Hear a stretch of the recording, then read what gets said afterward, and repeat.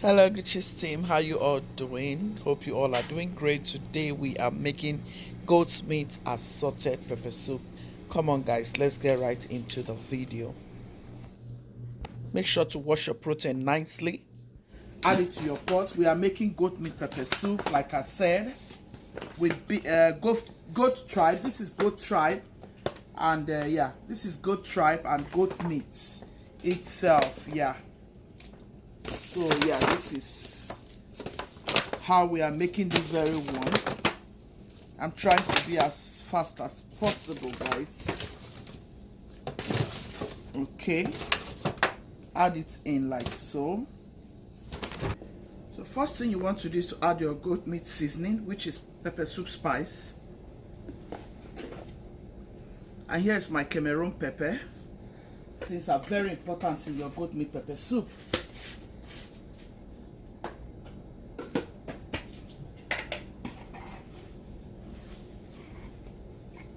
And then you go in with your crayfish. I'll quickly blend all of this, my fresh peppers, onion, garlic, ginger.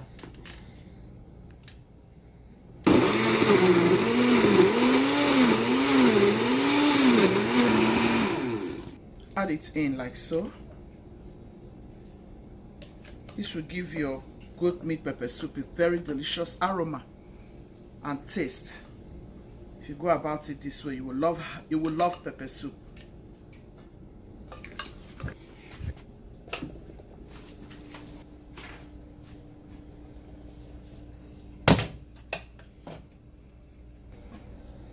Guys, I'm going to add my onion.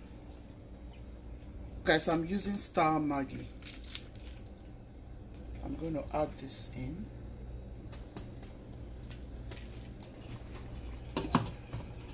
I'm going to close it up and allow it to come to a boil, bring out its own juice before I add the fan.